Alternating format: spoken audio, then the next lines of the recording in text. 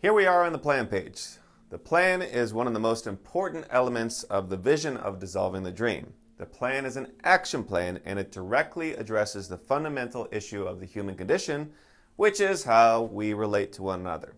The plan is a simple solution to forge authentic, soulful relationships, which is the holy grail of salvation. Yes, really. It is the true alchemy which can transform the world from heaviness and darkness to light. To better understand the desired outcome of dissolving the dream and the purpose of the plan, it helps if we imagine what our final destination will be.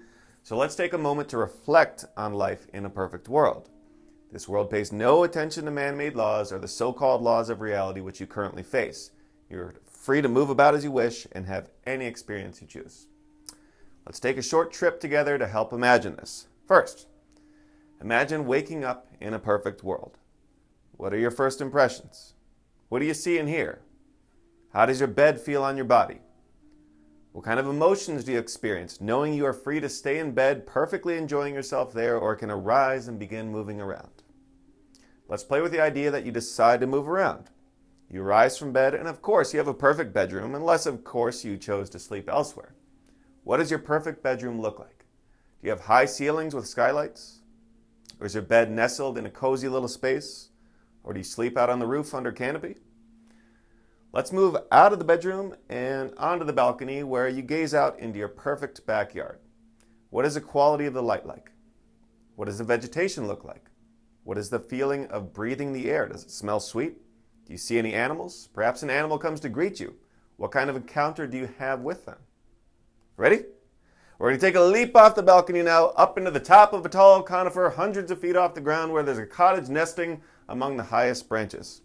Before you arrive there, you can hear the sounds of people. What do you hear? Perhaps they sense you coming and turn to greet you. How does it feel to be welcomed? Is everyone smiling? Do you embrace one another? Do they offer you a bite to eat? What does it taste like? What does it feel like to be in this perfect world? Okay, we're back to reality now. I hope you landed back here gently. If you had a crash landing, take a moment to curse, and let's continue. This little Elysian daydream we just went on may have seemed somewhat pointless, but it did have a purpose. In order to have a meaningful journey, you need to be able to see the destination, and even more importantly, you need to be able to feel what it's like to be there. As you gain confidence that reality can be like you imagine in your brightest vision, you will naturally align yourself with the path that leads there. So you see, we cannot neglect our imagination and the desires of the soul, unless, of course, we wish to continue wandering aimlessly within the samsara. And if you've made it this far with me, I'm pretty sure you don't. The reality we live in is determined by our collective level of consciousness, and it is only by transforming consciousness that we can transform the world. Consciousness is, after all, the most fundamental aspect or the ground of being. This is the great I am. The next most essential aspect of what we are is that which we relate to. I am and I exist in relationship to the universe. Relationship is so fundamental to what we are that it is impossible to imagine not being in relationship to anything. Our identity is based on who and what we are related to. Besides relationships being so deeply intertwined with our identity, relationships are the most important thing in our lives. And relationships are also the arena of the transformation of consciousness. To think that we can transform the world without considering first how we relate to one another is, simply put, a waste of time. Relationships are our number one agenda, and for the most part, we can put down all of that other spiritual crap as far as I'm concerned. The plan directly addresses relationships and is a forum for us to practice relating in a very natural way, yet not a normal way. If I were you, I would stay away from those normal people. They've literally got a death sentence for you. It is our imperative to choose life, and to choose life for one another by fully supporting one another in being truly alive. Now, the plan has 3 key practices to assist us in our affirmation of life, and by focusing on these practi, we can shed a lot of the weight that is holding us down. Dissolving the dream recognizes that aside from survival needs, we have needs of the soul, and the 3 core practices address these needs directly. Let me address them briefly as they are covered in depth within the plan script itself. Our first need is to communicate freely, openly, and honestly. Our second need is to create and share our creations. And our third need is to bond and feel close to one another. When these needs are met, the soul can be truly satisfied and can then be a pure self-expression. And it is your true self-expression that the world is in dire need of. All that is needed to ignite salvation on a global scale is a few of these awake and aware souls coming together and setting an example. Souls bonded by the vision of a transformed world who demonstrate aliveness and authenticity. Souls that demonstrate synergistic relationships and invite others to join with them. Souls who basically embody the way of heaven.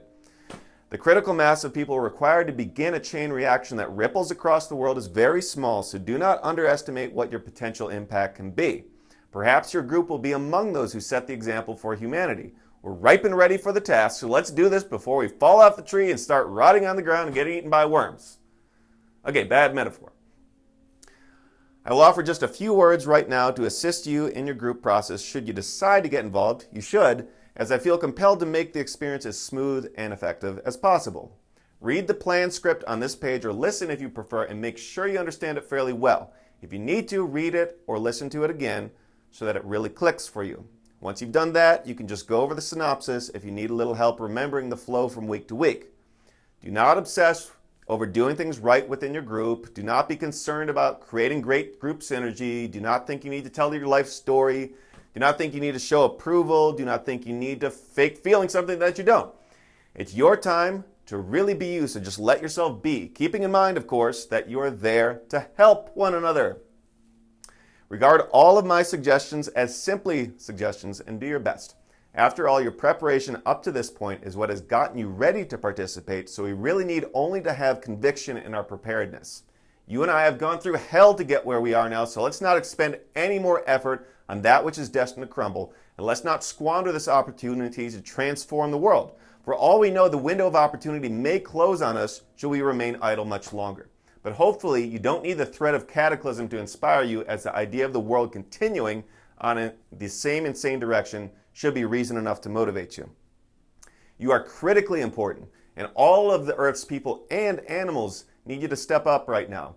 Remember that nothing grand is being asked of you. It is simply your reticence to be fully alive in a dead world that you're afraid of. The most difficult phase of launching a rocket into space is getting the ship off the ground, and I certainly can't do it alone, so let's make this journey together, take the reins of destiny into our own hands, and free the world forever.